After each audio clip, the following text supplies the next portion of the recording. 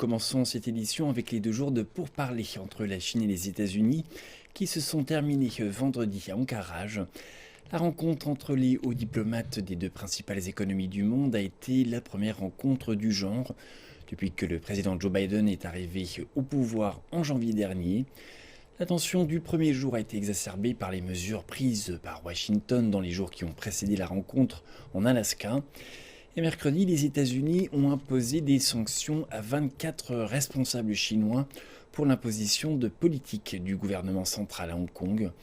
Plus tôt dans la semaine, la délégation américaine conduite par le secrétaire d'État Antony Blinken avait rencontré ses alliés, le Japon et la Corée du Sud. Il y a une semaine, les dirigeants du dialogue quadrilatéral pour la sécurité, composé des États-Unis, du Japon, de l'Inde et de l'Australie, ont tenu un sommet virtuel.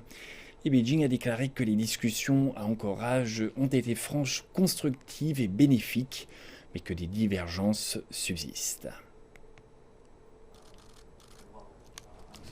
Après 2 séances d'ouverture remplies d'échanges musclés jeudi, les délégations sont revenues vendredi matin prêtes à se mettre au travail. Yang Jiechi, membre du bureau politique du comité central du PCC, et Wang Yi, ministre chinois des Affaires étrangères, ont repris les pourparlers avec le secrétaire d'État américain Antony Blinken et le conseiller américain à la sécurité nationale Jake Sullivan. Comme lors des jours précédents, cette séance derrière des portes closes a dépassé le temps prévu, pour une durée de plus de 3 heures. Cette fois, le dialogue stratégique était direct, franc et constructif. Il est très propice aux relations entre les 2 parties. Mais il y a des différends majeurs entre les 2 pays. La Chine va sauvegarder sa souveraineté nationale, sa sécurité et son intérêt à se développer. Le développement de la Chine est une tendance irréversible. Après la rencontre, Antony Blinken a déclaré qu'il savait que les sujets de discorde seraient nombreux en ce qui concerne le bilan de la Chine. Le Xinjiang, Hong Kong, le Tibet, Taïwan et le cyberespace. Il n'est pas surprenant que lorsque nous avons soulevé ces problèmes de manière claire et directe, nous avons eu une réponse réfléchie. Mais nous avons également été en mesure d'avoir une conversation très franche au cours de ces nombreuses heures sur un programme très large. Sur l'Iran, les RPDC, l'Afghanistan, sur le climat, nos intérêts se croisent. Yang Jiechi a mentionné l'appel entre le président chinois Xi Jinping et le président américain Joe Biden plusieurs semaines après son élection comme un exemple de l'amélioration de la communication et du dialogue. Wang Yi a également exprimé ses espoirs de trouver un terrain d'entente. Il n'y a pas d'ambiguïté sur les normes des relations entre la Chine et les États-Unis.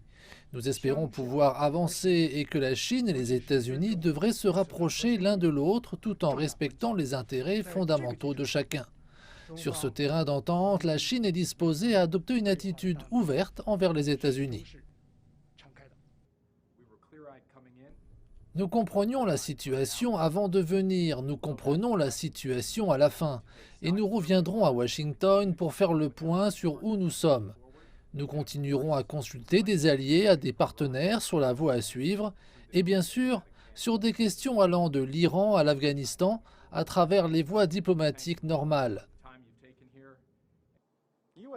Le secrétaire d'État américain Blinken a déclaré avoir dit à la délégation chinoise qu'en ce qui a trait à l'économie, au commerce et à la technologie, ils examinaient ces questions en étroite collaboration avec le Congrès américain, les alliés et les partenaires de Washington.